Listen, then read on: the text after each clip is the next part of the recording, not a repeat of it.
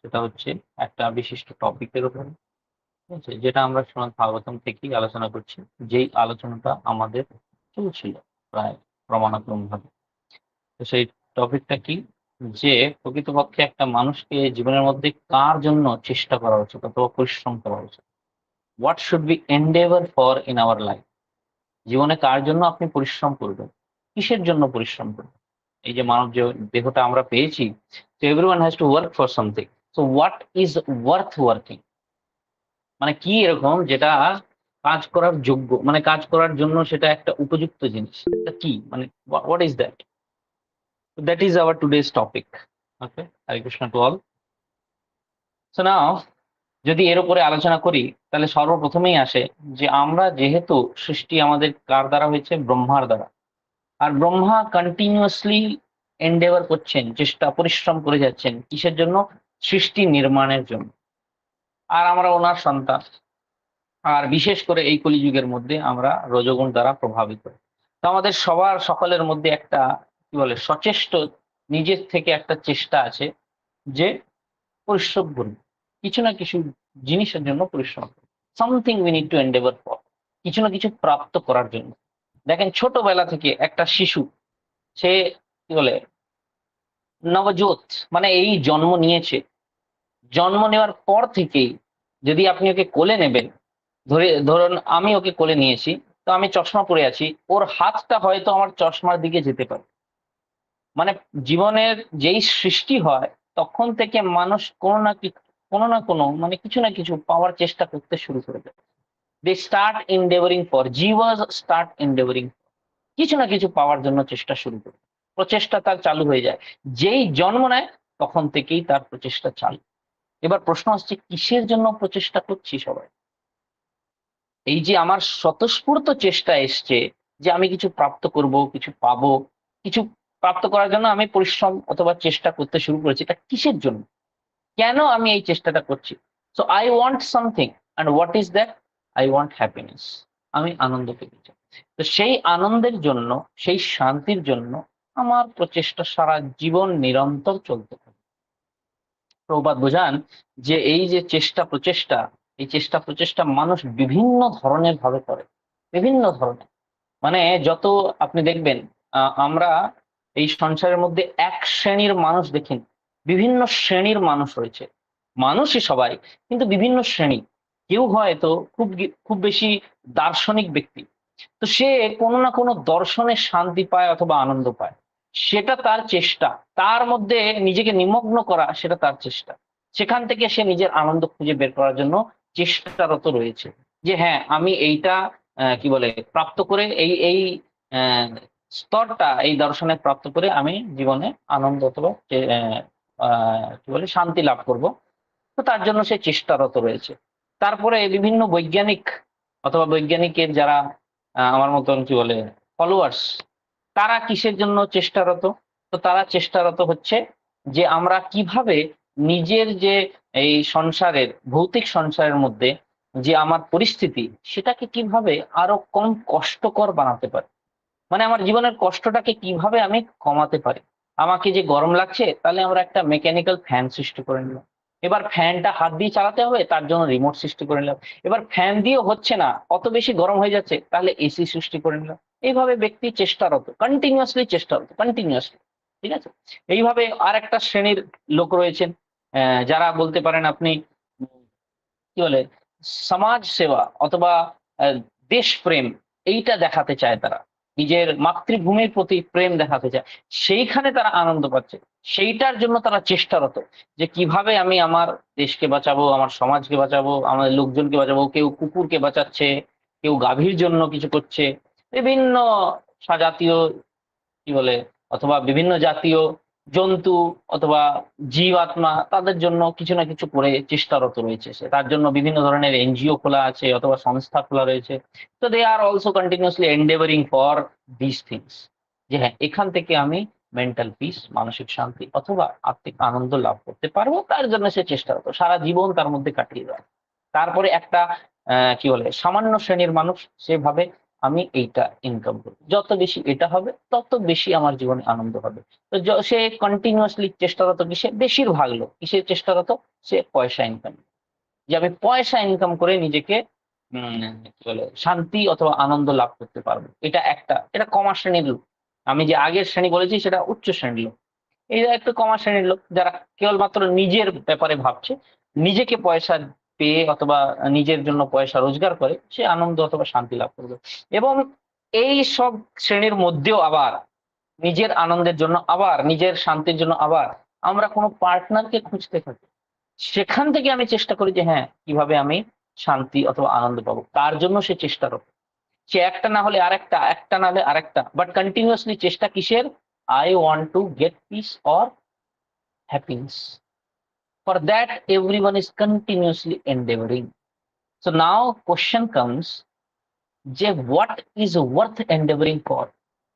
আমি কার জন্য প্রচেষ্টা চালাবো নিজের জীবন? কিটা অত মূল্যবান যার জন্য আমাকে প্রচেষ্টা করা উচিত? কেন অত ভ্যারাইটি রয়েছে, আমি কার জন্য প্রচেষ্টা করবো? আমি বলতে পারি যে হ্যাঁ, আমাকে মিউজিকে আনন্দ পাই, আমি মিউজিক শেখার প্রচেষ্টা করবো, স্পোর্টসে পাই, স্পোর্টস শেখার প্রচেষ্টা করবো। এরকম জীবনে বিভিন্ন ধরনের শ্রেণী রয়েছে।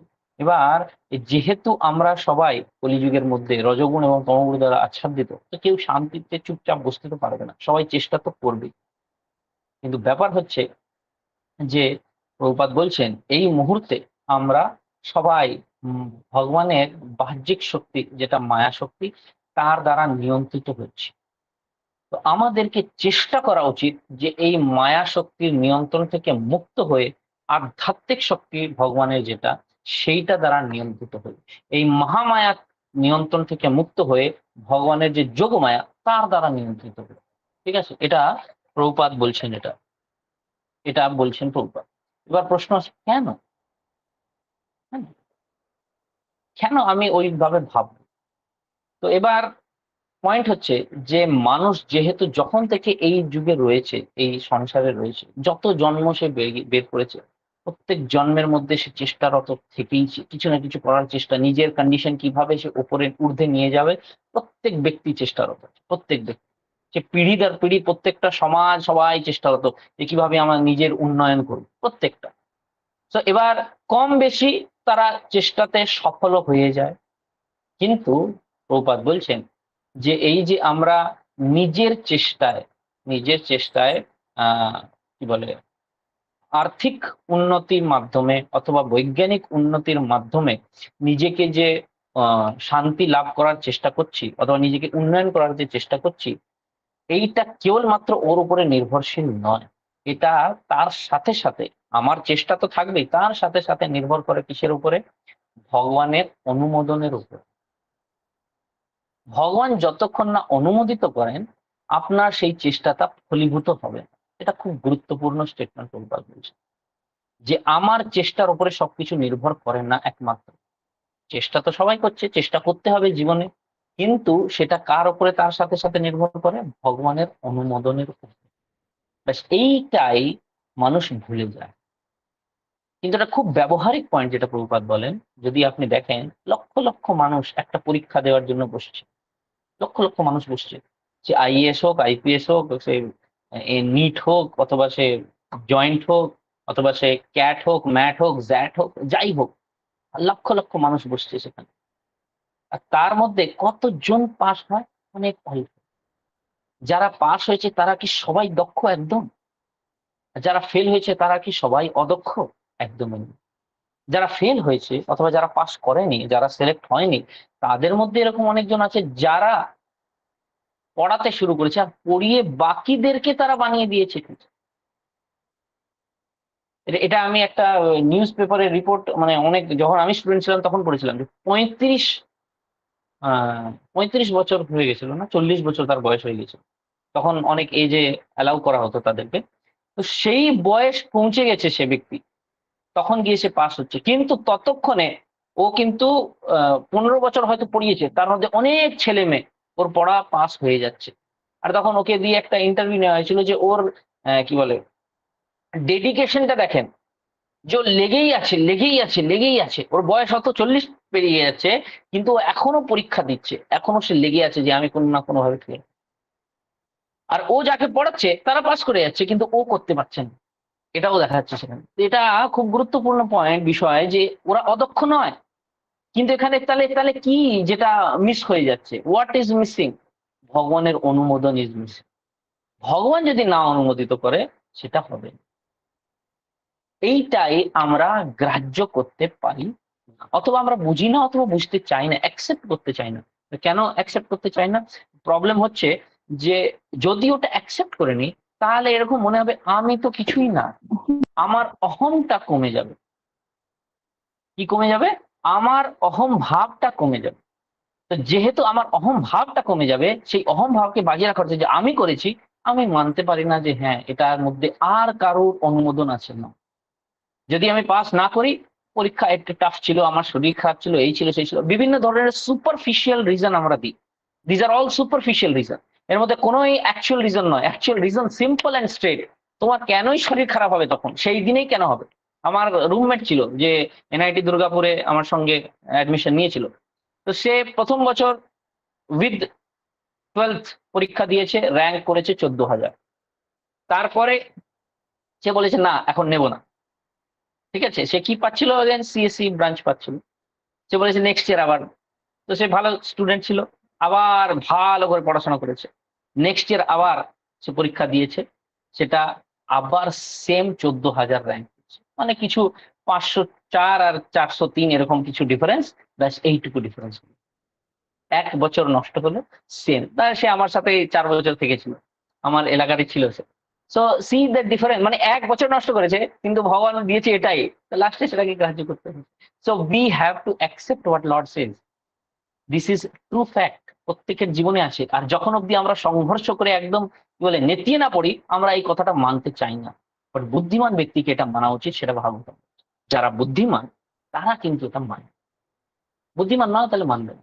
তো শ্রীমদ ভাগবতমের প্রথম স্কন্ধের 13 নম্বর অধ্যায়ের 41 নম্বর শ্লোকের তাৎপর্যে প্রভুপাদ লিখছেন খুব সুন্দর কথা, যে অর্ডিনারিলি সাধারণত one cannot change the course of one's due happiness and distress by plan. নিজের জীবনে প্রাপ্য আনন্দ অথবা কষ্ট কেউ পরিবর্তন করতে পারে সাধারণত, কেউ করতে পারে। Everyone has to accept them as they come under the subtle arrangement of কাল। সবাইকে সেটা গ্রহণ করতে হয় যেইভাবে সেটা আমাদেরকে প্রদান করা হয়। কার দ্বারা? কালের মাধ্যমে, সময়ের মাধ্যমে। আমরা বলি না সময় খারাপ চলছে, সময় খারাপ আছে এখন, সময় ভালো আছে এখন। তো সময় সবকিছু দিচ্ছে আমাকে। আর সময়কে, কালকে ভগবান, কালোস্মি ভগবান বলছেন ভগবদ্গীতা। তো ভগবান দিচ্ছে যাকে যেরকম, তাকে সেরকমই সেটাকে গ্রহণ করতে হবে। কিন্তু আমরা ভগবান থেকে অত ঈর্ষারত, আমরা কি বলি? সময় খারাপ খারাপ চলছে, ভগবান দিতে চাইছে না, দিচ্ছে না, ভগবানের কৃপা এটা সেটা বলি না, কি বলি? সময় খারাপ। ভগবানের ইনভলভমেন্ট একদম অ্যাকসেপ্ট করি না। এর মূল কারণ কি? আমার ভগবানের প্রতি হিংসা। এই জন্য আমি এটা অ্যাকসেপ্ট করি না। তো প্রভুপাদ বলছেন there is no use trying to counteract them. সেইটার বিপরীতে আপনি যে যুদ্ধ করবেন তার কোনো কি বলে উপযোগিতা নেই, এটা দরকার নেই। The best thing is one should endeavor to achieve salvation. সবচেয়ে পরম জিনিস কি? যে সে মুক্তি পাওয়ার চেষ্টা করে, এই এই এই বন্ধন থেকে মুক্তি পাওয়া। সে যেটা আগে প্রভুপাদ বললেন, কি বললেন? যে ব্যক্তিকে কি চেষ্টা করা উচিত? ব্যক্তিকে এখন সে মায়া শক্তি দ্বারা আচ্ছাদিত, মায়া শক্তি দ্বারা নিয়ন্ত্রিত, তো সেখানে যা মায়া দেবে, ভগবানের বাহ্যিক মায়া, ভগবানের মহামায়া, সেটাই তাকে নিতে হবে। তো এইখানে এটা জেলখানা না? তো জেলখানায় আমি বেশি রুটি পেয়ে গেলাম, অথবা সে কম রুটি পেলো, আমি একটা ডিম বেশি নিয়ে নিলাম, এইটা চেষ্টা করা উচিত নয়। তার থেকে বেশ চেষ্টা করা উচিত যে আমি জেলের বাইরে যেতে পারি। সে আমি এখানে কম রুটি পাই না কেন, এটা জেল তো জেলই থাকবে। তো আমার চেষ্টারত কিসের জন্য হওয়া উচিত? সেই একটা ছোট বাচ্চার মতন জেলের মধ্যে আছি, যেটা পাগল, যে অল্প বুদ্ধি, সে করবে যে জেলের মধ্যে আছে, হে আজকে আমি বেশি রুটি পেলাম, আজকে আমি কম রুটি। আরে তুমি কিসের আনন্দ পাচ্ছ এখানে? এখানে আনন্দ তো কিছুতেই নেই। চেষ্টা করা উচিত কিসের জন্য? এখানে তুমি কম পাও বেশি পাও, যে বুদ্ধিমান সে কি করে? যে কিভাবে আমি জেল থেকে বাইরে বেরোতে পারবো, তার চেষ্টা করে। সেইটাই আজকে শ্লোকে আমরা আলোচনা ছিল, যে প্রভুপাদ এই প্রভুপাদ নয়, এটা নারদ মুনি বলছেন এই শ্লোকটা আসলে। তো নারদ মুনি কি বলছেন? এই শ্লোকটা হচ্ছে শ্রীমদ্ ভাগবতমের প্রথম স্কন্ধের ৫ম অধ্যায়ের ১৮ নম্বর শ্লোক। শ্লোকটা খুবই সুন্দর। तस्यैव हेतो प्रयतेत कोविदो न लभ्यते यद् ब्रह्म तमुपर्यधः तल्लभ्यते दुःखवादन्यत सुखं कालेन सर्वत्र गभीररंसा तस्यैव हेतो प्रयतेत कोविदो। এই জন্যে হেতু মানে এই কারণেই প্রয়তেত কোবিদ, যারা বুদ্ধিমান ব্যক্তি তারা কিসের জন্য প্রয়তেত মানে প্রয়াস করে জীবনে? কিসের জন্য প্রয়াস করে? যখন জানে যে ভগবান যা চাইবে সেটাই দেবে, সেটাই নিতে হবে। তো কিসের জন্য তারা প্রয়াস করে? তারা প্রয়াস করেন না, আগে বলছে করেন না। কিসের জন্য করে না? না লভ্যতে, যেটা প্রাপ্য নয়, যেটা প্রাপ্ত করতে, যেটা লাভ করতে পারবে না, কি ব্রহ্মতম উপর্যধা, মানে ব্রহ্মলোক থেকে নিচে পাতাল লোক অব্দি যেই জিনিসগুলো পাওয়া যায় সেটা কিন্তু পার্মানেন্ট নয়, এই জন্য সেটাকে প্রাপ্ত করার চেষ্টা তারা করেন না। কেন? কেন এই জিনিসগুলো এমনি পাওয়া যাবে, লভ্যতে, এটা এমনি আপনি লাভ করে নেবেন। কেমনি লাভ করে নেবেন? দুঃখবদ অন্যতঃ সুখম, যেরকম আপনার জীবনে দুঃখ আসে আর দুঃখের পর আবার সুখ আসে, কেউ তার জন্য চেষ্টা করে না। কেউ নিজের জীবনে দুঃখ নিয়ে আসতে চায় না, কেউ নিজের জীবনে সুখ নিয়ে সবাই সুখ নিয়ে আসতে চায় অবশ্যই, দুঃখ কেউ নিয়ে আসতে চায় না, কষ্ট কেউ নিয়ে আসতে চায় না। অটোমেটিক্যালি আমরা বলি সময় খারাপ, তো এই সময় যখন খারাপ হবে সব খারাপই হবে, সময় যখন ভালো হবে সব ভালোই হবে। তো অটোমেটিক্যালি হচ্ছে, এই জন্য আপনি যে গাধার মতন খাটবেন তার কোনো উপযোগিতা নেই। এইটা প্রভুপাদ, এটা নারদ মুনি বলছেন যে যারা বুদ্ধিমান ব্যক্তি তারা দেখতে পাচ্ছে যে আমি যতই খাটি, সে ১ বছর নষ্ট করলো, তো যতই খাটি সে পাবো আমি, যখন সে যেটা ভগবান চাইবে আননেসেসারি আমি এক্সট্রা এন্ডেভার না, এটা বলছে না যে এন্ডেভারই না করো, অত্যাহার প্রয়াস, অতিশয় প্রয়াস না করি। প্রয়াস তো করতেই হবে। আমাকে যদি খিদা পায়, ক্ষুধা লাগে আমাকে, আমি খিদে পাচ্ছি, আমার এখানে আমার সামনে টেবিলে রাখা আছে খাদ্য পদার্থ, ভগবান বলছেন প্রয়াস করার নাই, যা পাওয়ার আছে পেয়ে নেবো, তো ওটা কি নিজে থেকে আমার মুখে চলে আসবে? আমাকে এই হাতটা তুলে এরকম নিয়ে এরকম মুখে দিতে তো হবে, প্রয়াস তো করতেই হবে। কিন্তু অত্যাহার প্রয়াস, আমি যে চুরি করব, ডাকাতি করব, যে আমি তো ওটাই খেতে চাই, তার জন্য আমি বিভিন্ন ধরনের প্ল্যান সৃষ্টি করব, সেইটা করা উচিত না। কেন? প্রভুপাদ বলেন যে ভগবানের প্ল্যানের সামনে আমাদের মতো ক্ষুদ্র জীবের প্ল্যান ১ মুহূর্ত লাগে না শেষ হয়ে যাবে, ১ মুহূর্ত লাগে না, হুস করে একদম শেষ। কোথায় যে যাবে প্ল্যানটা কেউ জানে। আমরা কত প্ল্যান করছি, এই যেরকম আমাদের সাংসারিক উন্নয়নের জন্য, জাগতিক উন্নয়নের জন্য করোনার আগে কত প্ল্যান চেষ্টা চালানো আছে, একেবারে ইন্ডাস্ট্রি একদম এই যাবে, সেই করবে, হ্যান করবে, ত্যান করবে, আর ফাট করে একটা ছোট্ট ভাইরাস ভগবান ছেড়েছে, একদম নিস্তব্ধ হয়ে গেছে, কোনো সাউন্ড পাওয়া যাচ্ছে না রাস্তাঘাটে। কত বিরান, ততই পপুলেশন, সবাই কি এই জগৎ ছেড়ে চলে গেছে কি? না, সবাই এখানেই আছে। কিন্তু ভগবানের প্ল্যানের সামনে মানুষের প্ল্যান এইভাবে শেষ। কত বড় বড় ইন্ডাস্ট্রি, কেউ কি চেষ্টা করতে পেরেছে? করা না, ভগবান অনুমোদন করে। ভগবান সবাইকে সেই সময় বলে দেয় শান্ত বসতে, সবাই চুপ নিস্তব্ধ বসে গেছে। এইটাকে বুদ্ধিমান ব্যক্তি গ্রহণ করে, বুদ্ধিমান ব্যক্তি এটাকে বোঝে। মূর্খ ব্যক্তি এটার জন্য নয়, মূর্খ ব্যক্তির জন্য এটা বলা হচ্ছে না। মূর্খ ব্যক্তিদেরকে এরকম বলা যেতে পারে যে ওই লাতকে ভূত বাতো সে নেই, ও যখন লাতি খাবে তখনই হয়তো সে বুঝবে, তখনও হয়তো না বুঝতে পারে। কিন্তু যারা বুদ্ধিমান তারা বুঝে যায় যে হ্যাঁ রে ভাই, এরকমই তো হচ্ছে, আননেসেসারি কেন, লভ্যতাম সুখম, কেন এটা তো কালে না সর্বত্র, মানে কালের প্রভাবে এটা তো সবসময় আমার অটোমেটিক্যালি স্বতঃস্ফূর্ত চলে আসে। আমাকে এর জন্য কিছু প্রয়াস করার চেষ্টা করা উচিত নয়। তো কিসের জন্য প্রয়াস করা উচিত? কেবলমাত্র সেই জিনিসের জন্য প্রয়াস করা উচিত যেটা আমি এই ব্রহ্মলোক থেকে পাতাল লোকের মধ্যে প্রাপ্ত করতে পারবো না। কেন? এই ওপর নিচে হওয়া এটা তো অটোমেটিক্যালি হয়ে যাবে। আমার যখন সময় ভালো হবে আমি কোনো পুণ্যকর্ম করব, আমি স্বর্গলোকে চলে যাবো। সময় খারাপ হবে আমার হাতে কোনো পাপ হয়ে যাবে অটোমেটিক্যালি। কেন এটা আমি অটোমেটিক্যালি শব্দটা কেন ব্যবহার করছি? কেন ভগবত গীতায় ভগবান বলছেন প্রকৃতে ক্রিয়মাণানি গুণৈ কর্মাণি সর্বসহ অহংকার বিমূঢ় আত্মা কর্তা অহম বিদ্যতে। যে প্রকৃতি ৩ গুণের মাধ্যমে ব্যক্তিকে দিয়ে নাচাচ্ছে, আমরা মনে করছি আমি করছি, আসলে প্রকৃতি নাচাচ্ছে। তো তার মাধ্যমে স্বতঃস্ফূর্ত যা হওয়ার আছে হয়ে যাবে। তো সে খারাপ হবে যখন, পাপ হবে নরকে যাব, পুণ্য হয়ে যাবে যখন স্বর্গে যাব। যেই ধরনের গুণের সঙ্গতে আমি প্রভাবিত থাকবো সেই সময় সেই ধরনের কার্যক্রম আমি করতে পারবো। এটা আমার হাতে, খুব মুশকিল যে আমি এটাকে নিয়ন্ত্রণ। তো কি করা উচিত তাহলে? তো বলছে এই যে ব্রহ্মলোক থেকে পাতাল লোকের মধ্যে যেটা প্রাপ্য, এটা তো আপনি সময় ভালো হলে স্বর্গে যাবেন, খারাপ হলে নরকে যাবেন, অটোমেটিক্যালি পাবেন। এর জন্য প্রয়াস করার কোনো প্রয়োজন নেই, অত্যধিক প্রয়াস করার কোনো প্রয়োজন। তো কিসের জন্য মানুষরা প্রয়াস করে? তো বলছে যারা বুদ্ধিমান, যারা দার্শনিক ব্যক্তি, তারা প্রয়াস করে যেটা এই এই ত্রিভুবনে প্রাপ্ত করা যায় না। সেটা কি? সেটা হচ্ছে সেই ভগবত ধাম যাওয়ার ব্যবস্থা, সেই ভগবত ধাম যাওয়ার রাস্তা, সেই ভগবত ধাম যাওয়ার পন্থা, সেইটাকে প্রাপ্য করার জন্য চেষ্টা করে, যেটা এখানে নেই। এবার কেউ বলতে পারে যে আমি তো স্যার এখানে আমি একটা চাকরি খুঁজে পাচ্ছি না, সে তার জন্য আমি কি বলে যোগ্য না, সেইটা আমি ইন্টারভিউ ক্লিয়ার করতে পারছি না। আপনি বলছেন ভগবত ধাম যাওয়ার ইন্টারভিউ ক্লিয়ার করে নেবো আমি? কি করে সম্ভব হবে সেটা? সেখানে তো আমি ডেফিনেটলি ফেল করবো। আমার দ্বারা এটাই হচ্ছে না, যদি আমি স্বর্গ অব্দি যেতে পারলাম না, স্বর্গ বাদ দেন, আমি নিজের দেশের মধ্যে একটা উচ্চ পোস্টে পজিশনে যেতে পারলাম না, তা ওই ভগবত ধাম কি করে পৌঁছাবো আমি? যখন যোগ্যতা আমার এখানে পৌঁছানো নেই, ওইখানে আমি কি করে চেষ্টা করব? এটা এটা স্বাভাবিক প্রশ্ন। যে আমি যদি অত উইক, এখানেই মনে করছি যে হ্যাঁ আমি তো এটাই করতে পারছি না জীবনে, এখানেই সংঘর্ষ করতে, ওখানে যাওয়ার জন্য তো কি সংঘর্ষ করতে হবে? তাহলে ওখানে তো আমি ডেফিনেটলি ফেলই করবো।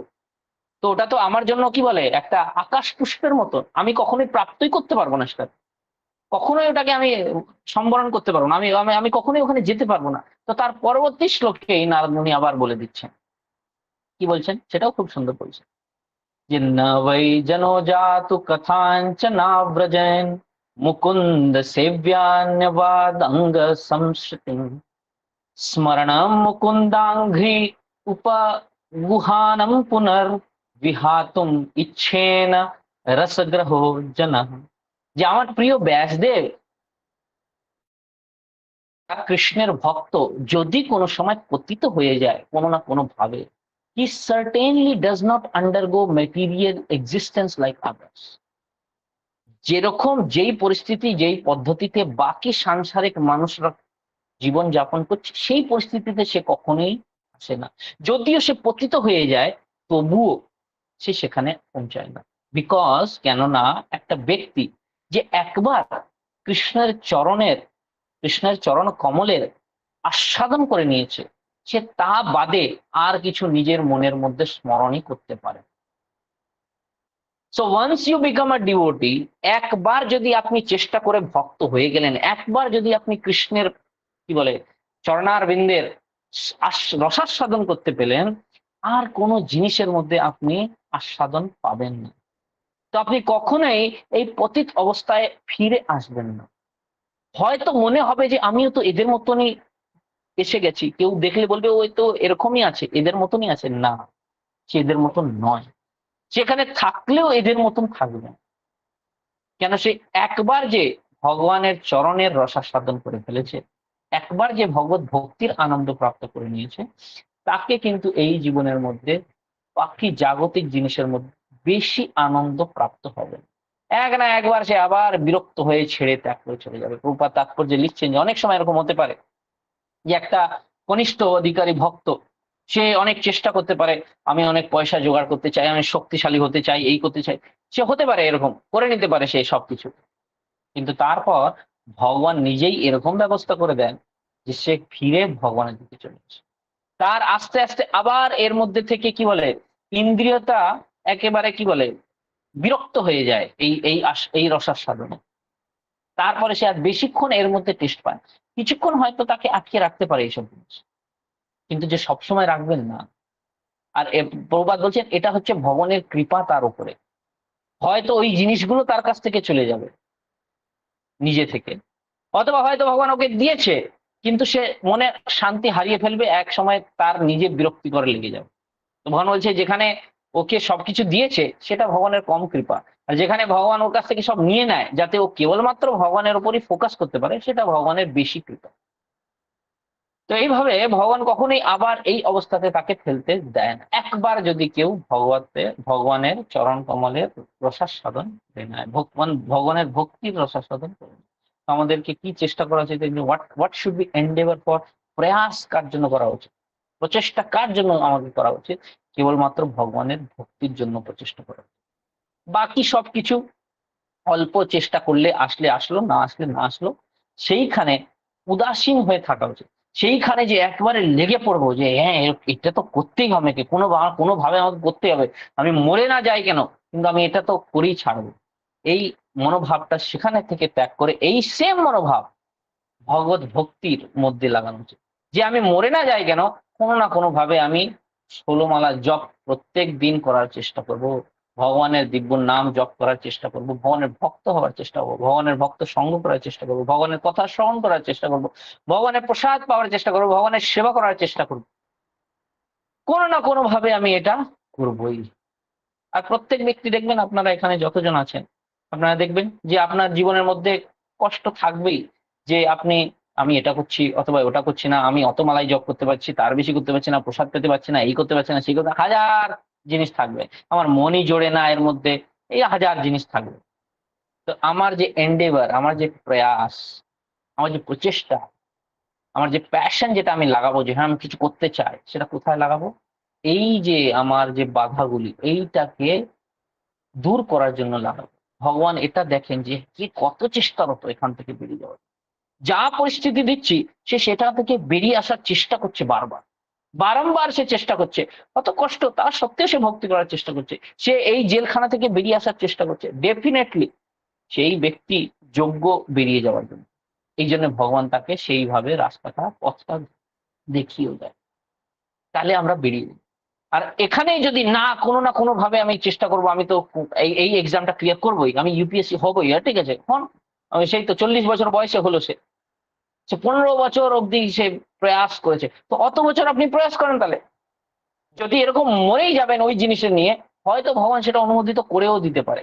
কিন্তু বলছে, কি বলছে নারদ মুনি, যে বুদ্ধিমান ব্যক্তি যারা, তারা কিন্তু এর জন্য করে না। কেন? এটা একসময় নিজেই আসবে, আবার নিজেই চলে যাবে। আপনার যদি লেখা আছে অটোমেটিক্যালি আসবে, যখন অব্দি ভগবান অনুমোদন করবে না, আসবে না। তো যদি অনুমোদন আগে থেকে করা আছে, ওটা আপনার না চাইতেও আপনার চলে আসবে। আর যদি করা নেই, আপনি যতই চান না কেন, আসবে না। তো কিসের জন্য প্রয়াস করব? সেইটার জন্য। এই জেলখানা থেকে বাইরে বেরিয়ে ওই চেষ্টাটা সেখানের জন্য লাগানো। So that is the whole soul of this class, that we should try and endeavor only for doing bhakti of Lord Sri Krishna. That's it. কোনো না কোনো ভাবে যে পথে আছে, সর্বপ্রথমে তো আমাদেরকে মালা জপ থেকে যদি আমি বলি, তো আমি কোনো না কোনো ভাবে মালা জপ তো করবোই, ভগবানের নাম তো আমি নেব, অত মালা তো আমি করবোই। প্রভুপাদ একটা স্ট্যান্ডার্ড দিয়েছেন, জগৎগুরু শিল প্রভুপাদ তিনি একটা স্ট্যান্ডার্ড দিয়েছেন 16 মালা কমপক্ষে।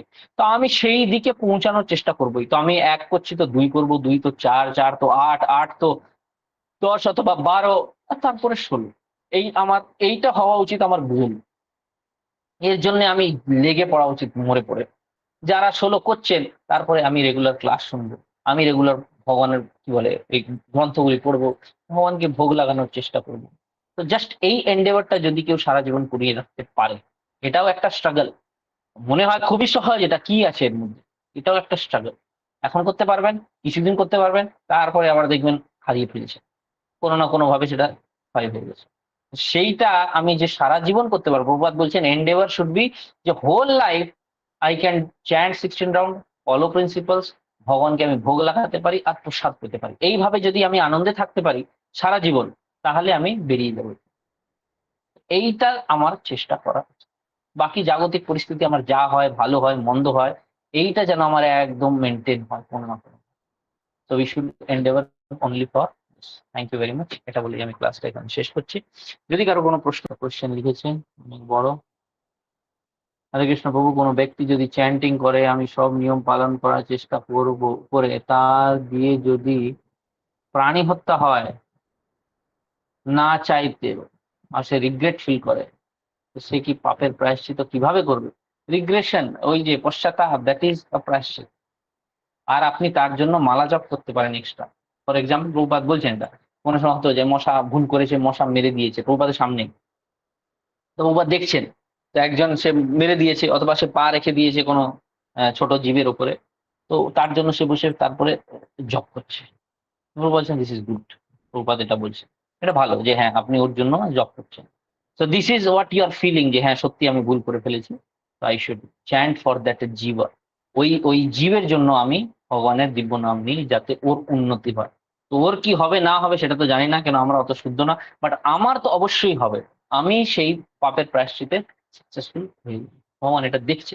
কেন, হত্যা তো আমরা কন্টিনিউয়াসলি করে যাচ্ছি। নিঃশ্বাস নিলে কত জীব হত্যা হচ্ছে, হাঁটলে কত জীব হত্যা করে যাচ্ছে, একটা জল খেলে কত জীব ভেতরে ঢুকে যাচ্ছে। এই জিনিস কন্টিনিউয়াসলি আমি করেই যাচ্ছি। বাট যদি আমি ভগবানের দিব্য নাম করে থাকি, করতে থাকি, তো that is going to effect. But হ্যাঁ, ভগবানের দিব্য নাম করছি আর হত্যা করছি, বাঁ হাতে নিয়ে মারছি কাটছি মুরগি, আর দা হাতে হরে কৃষ্ণ করে যাচ্ছি, তো that is not going to effect.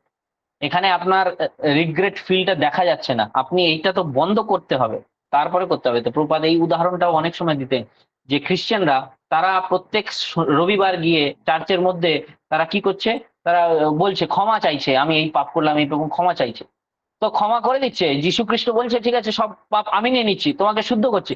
কিন্তু সে শুদ্ধ হয়ে কি ভগবানের দিকে এগিয়ে যাচ্ছে না, সে আবার সোমবার থেকে শনিবার অবধি পুরো পাপ করবে, আবার সে মাংসাহার করবে, আবার জীব হত্যা করবে, আবার রবিবারে এসে বলবে ক্ষমা করে দেয়, আবার করবে সেটা। এই যে এটা হচ্ছে হাতি মতো স্নান, এটা তো কোনো লাভ নেই। যে আমি স্নান করব আবার মাটি ঢেলে নেবো মাথায়, এটাকে স্নান বলা যায় না। তো দিস ইজ নট পশ্চাৎ। কিন্তু যদি আমি সেটা বন্ধ করে দিয়েছি, সেই প্রয়াসটা, সেই সেই দিকটা আমার, তাহলে সেটাকে বলা যায়। অথবা আমি চেষ্টা করছি কোনো না কোনো ভাবে আমি বন্ধ করে দিতে পারি, সেটাকে বলা যেতে পারে yes, it is going to happen, মানে এটা আমি করতে পারছি, যে হ্যাঁ আমি পশ্চাতাপের রাস্তায় এগিয়ে যাচ্ছি। Yes, the next question is রাউন্ডসটা কি করে ফিক্স। রাউন্ডসটা দেখেন আপনি কত রাউন্ড করেন তার উপরে নির্ভর করে। আমি যদি যেটা বললাম, যদি কেউ এক, তাহলে সে তাকে 2 করা উচিত। 2 থেকে 4 মানে আমরা ডাবলে যাব। 4 থেকে 8, 8 থেকে 12 যাবেন, আর 12 থেকে 16। And that you can try 15 days 1 month। যখন আপনি 12 থেকে 16 যাচ্ছেন, তো 12 রাউন্ড আপনি করেন, 1 মাস করেন মিনিমাম। 8 মালা করছেন, সেটাও 1 মাস করেন। 4 থেকে 8 আপনি 15 দিনে যেতে পারেন। আর 2 থেকে 4 তো আপনি 1 সপ্তাহেও যেতে পারেন। 1 থেকে 2 আজ থেকেই করে নেন। তো this is how you can fix your rounds. And when you are fixing you can take help of some devotee। কোনো ভক্তের আপনি সাহায্য নিতে পারেন। যদি আমি একে বলে দিই যে হ্যাঁ আমি অত মালার চেষ্টা করছি, তার আশীর্বাদও পাই, প্লাস আমার একটা দায়বদ্ধতা হয়ে যায় যে আমি ওকে বলেছি করতে তো হবেই, নাহলে আমি নিজেকে বলেছি তো নিজের তো আমি কিছু গুনি না, এ আমি বলেছিলাম, ও হলো না, থাক। আমি অন্য কাউকে বলি যাতে আমারও লজ্জা লাগে যে হ্যাঁ আমি বললাম আমি করতে পেলাম না। তো দ্যাট উই ক্যান ট্রাই।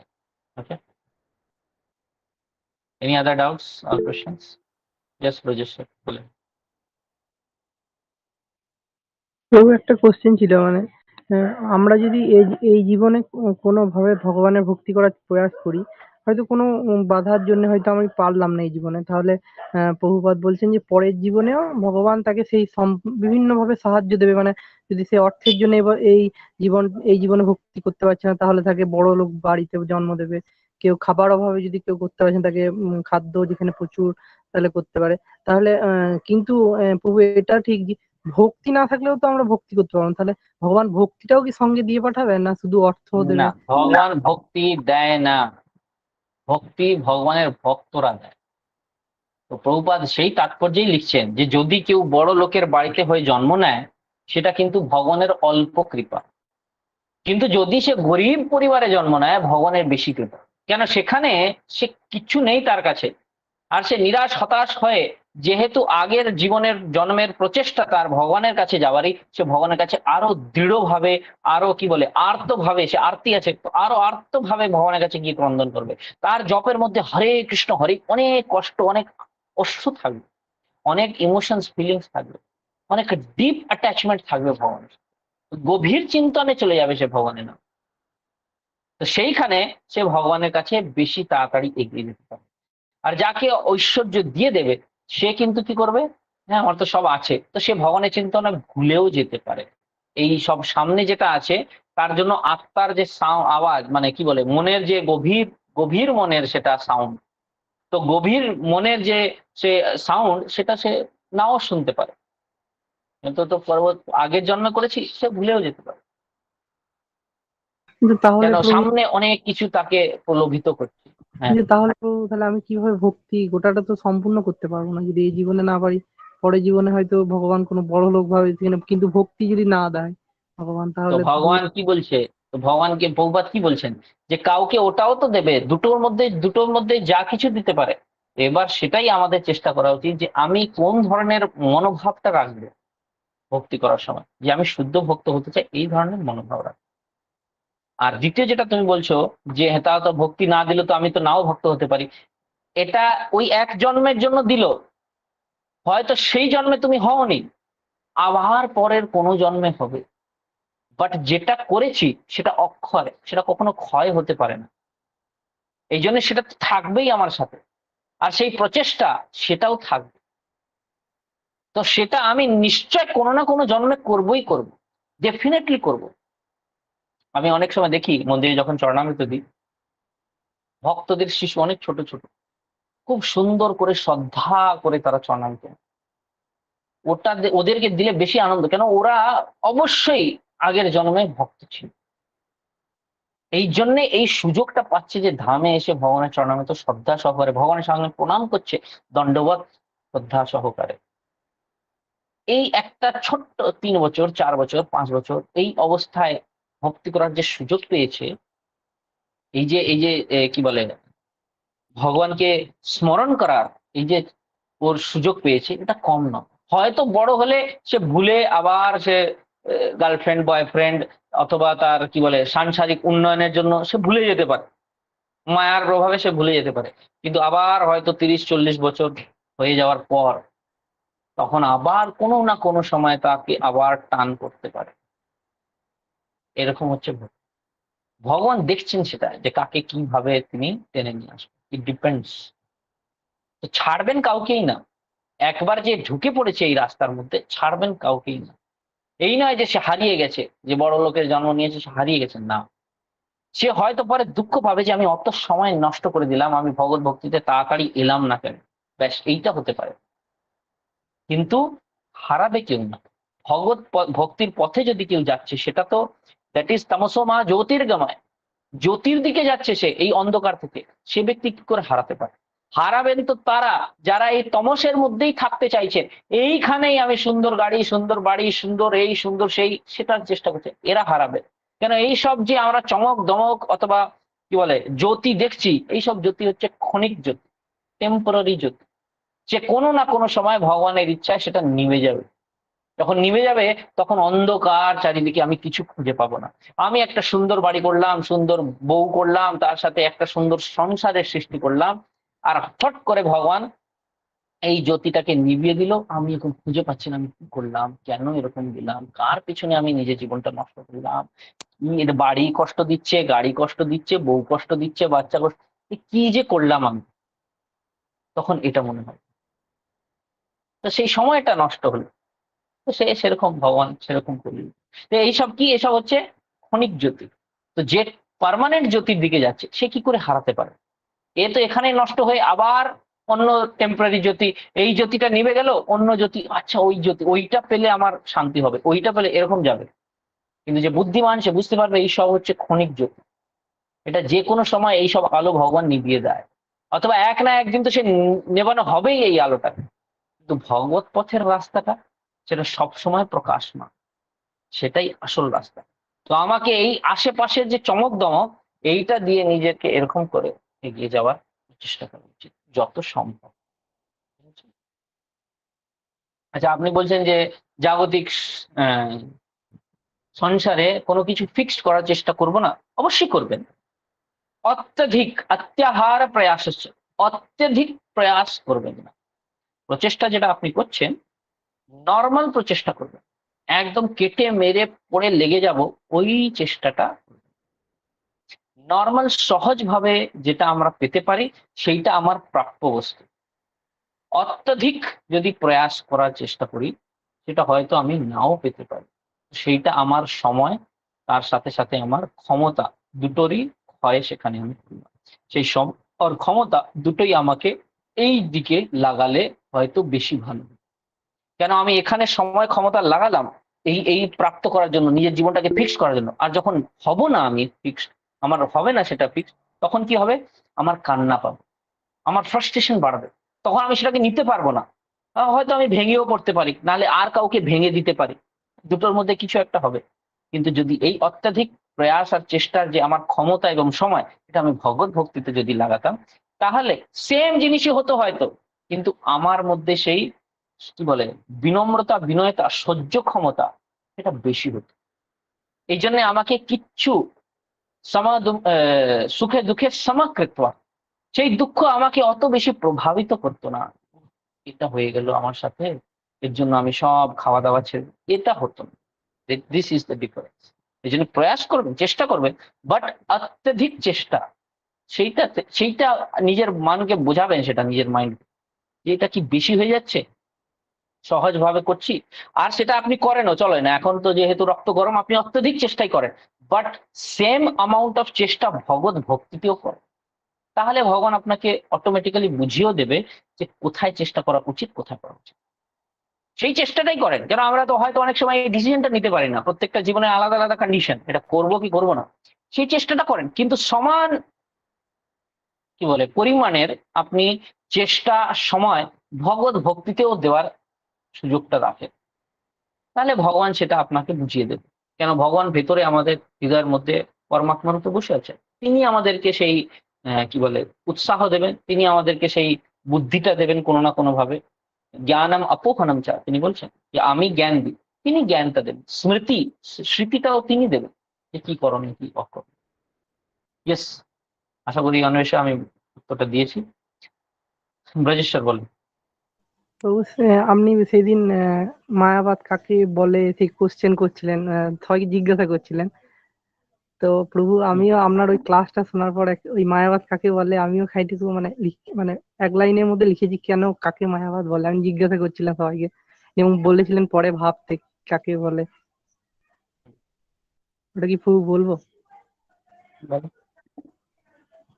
প্রভু, মায়াবাদ হলো এমন একটি মতবাদ যা জীবের বা ভক্তের প্রকৃত প্রকৃতি অর্থাৎ সেবা প্রকৃতিকে বিনষ্ট করে এবং এক স্থির শান্তরূপ রাক্ষস দুঃখজনক এবং কষ্টদায়ক এক পুরস্কার প্রাপ্ত করায়, এবং যে মতবাদ ভক্ত বা অভক্ত জীব দ্বারা পালন করার ফলস্বরূপ ভগবান অত্যন্ত দুঃখিত, চিন্তিত এবং হতাশগ্রস্ত হয়ে পড়েন, এবং এক অত্যন্ত ধীর, শান্ত, শুদ্ধ ভগবত আত্মা এসি ভক্তিবেদান্ত স্বামী প্রভুপাদ ৭২ বছর বয়সে হৃদরোগ পীড়া সহ্য করে ভক্তদের জন্য এক হাতে লাঠি এবং অভক্তদের জন্য এক হাতে কলম তুলে নেন। এই এই এই মতবাদকে আমার প্রকৃত মায়াবাদ বলে মনে হয়। খুব সুন্দরী, খুব সুন্দর। আর এইটাই হচ্ছে যে আমি কত বেশি ডিপ থিঙ্কিং করছি, আমার চেষ্টা, আমার মনোভাবটা আমি কোথায় বেশি লাগাচ্ছি। This is আর প্রভু, সুন্দর লেগে। এই মানে ফলটা কিরকম হয়, মানে যদি আমি পেয়েও যাই মায়াবাদ, মানে আমি যদি ব্রহ্ম যদি পেয়ে যাই, তাহলে এর রেজাল্টটা এরকম। মায়াবাদ থেকে প্রাপ্ত পুরস্কার চির শান্তি এইরূপ হয় যে এটি এই ভীষণ গরম ঋতুতে আমার গ্রামে ছোট্ট এক খালে জমে থাকা স্থির জলের মতো, যা ক্রমশ বাষ্পীভূত হচ্ছে। এটা আবার বলেন, আমি বুঝতে পারলাম। প্রভু, মানে এই মায়াবাদ থেকে প্রাপ্ত যে এই ব্রহ্মজ্যোতি আমরা প্রাপ্ত ফলটা। করছি, ফলটা কিরকম? যে মায়াবাদ থেকে প্রাপ্ত চির শান্তি এইরূপ হয় যে এই ভীষণ গরম ঋতুতে আমাদের গ্রামে ছোট্ট এক খালে জমে থাকা স্থির জলের মতো, যা ক্রমশ বাষ্পীভূত হচ্ছে। এটা কি প্রভু ঠিক হলো? মেবি নট, জানি না, এর উপরে আমি কিছু বলবো না। না প্রভু, আপনার ক্লাস মানে আপনি যেদিন ক্লাসে বললেন ওইটার উপর ভিত্তি করে আমি লিখেছি। এবার এটা ঠিক হয়েছে হ্যাঁ, না নাকি ওটা। প্রথমটা আপনি ঠিক লিখেছেন, কিন্তু এই যে তার যে রেজাল্ট, সেটা ওটা যার সাথে আপনি তুলনা করেছেন, এটা আমি ঠিক বলতে পারবো। এটা বলা মুশকিল আছে। কেন প্রভু, হ্যাঁ, এই একদিক যে দিয়ে বলা যায় যে হ্যাঁ সে বাষ্পীভূত হচ্ছে, সে একটু আনন্দ পাচ্ছে, আর আস্তে আস্তে সেই আনন্দটা হাসছে। এটা বলা হারিয়ে যায়। Fail. Can be. Okay, thank you.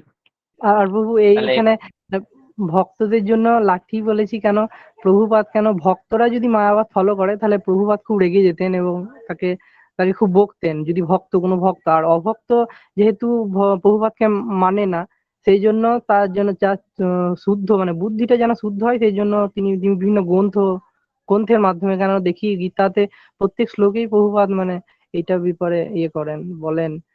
বহুপাদের যে ছোট ছোট বুক আছে, বই আছে, ওগুলোও পড়ছিলাম, ওগুলাতেও দেখলাম প্রভুপাদ সবেই এইটার উপর খুব মানে রেগে আছেন, মানে বকেছেন প্রচন্ড। কোনো জায়গা ছাড়েননি প্রভুপাদ, এই জন্য তো ওনার নামই হইল প্রণাম মন্ত্রে কি, নির্বিশেষ শূন্যবাদী পাশ্চাত্য দেশে তার। এই সমস্ত অপবাদ যেগুলো, এইসব অপবাদকে উনি খুব সুন্দর করে পরিষ্কার করে দিয়েছেন। আর যারা এই অপবাদের মধ্যে ছিলেন তাদেরকে বের করে নিয়ে তাদের উদ্ধার করেছে। ধন্যবাদ ব্রজেশ প্রভু। হ্যাঁ শ্রুতি, বলো। হরে কৃষ্ণ প্রভু।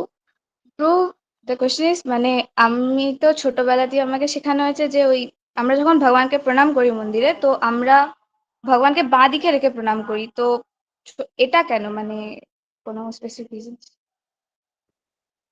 ভগবানের জন্য বলা হচ্ছে, ভগবান যখন থাকেন তো ভগবানের সামনে থাকেন গুরুদেব অথবা গুরুদেব, ঠিক আছে, গুরু অথবা গুরু, ইনি হচ্ছেন ভগবানের সামনে, ভগবানের যে বাহন তিনি সামনে থাকছে। আর ভগবানের বাঁ দিকে, ঠিক আছে, ভগবানের বাম দিকে দেবতারা দাঁড়িয়ে আছে সমস্ত। তো এখন যদি আপনি প্রণাম করবেন ভগবানকে একদম সামনাসামনি, তাহলে আপনি গুরুদেব অথবা গুরুদেবের সামনে পা চলে যাবে আপনার। আর যদি আপনি ডান দিকে ঘুরে প্রণাম করেন তাহলে কি হবে, তাহলে ওটা ওই পাটা দেবতাদের দিকে চলে যাচ্ছে। এই জন্য ওই বাঁ দিকে যখন আমি প্রণাম করছি, তার মানে ভগবানের ডান দিকের এরিয়া যেটা, সেইটা হচ্ছে ফাঁকা এরিয়া, সেইখানে আমি প্রণাম করি। এই জন্য এটা আমি এক জায়গায় কি বলে এক্সপ্লেনেশনটা, ব্যাখ্যাটা এটা দেখেছি, আমি ডিটেল আমি আর খুঁজতে যাইনি, কিন্তু এটা একটা ছোট্ট উদ্ধৃতি আমি কোনো জায়গায় ওটা পড়েছি। তো এটা আপনি বুঝতে পারেন। ঠিক আছে, থ্যাংক ইউ ভেরি মাচ। তাহলে আমরা আজকের ক্লাসটা এখানে শেষ করছি। অসংখ্য ধন্যবাদ। হরে কৃষ্ণ কৃষ্ণ কৃষ্ণ হরে হরে, হরে রাম রাম রাম হরে হরে। जय ग्रंथराज श्रीमद् भागवतम की जय, जगत गुरु श्रील प्रभुपाद की जय, समवेत भक्तवृंद की जय, निताई गौर प्रेमानंद।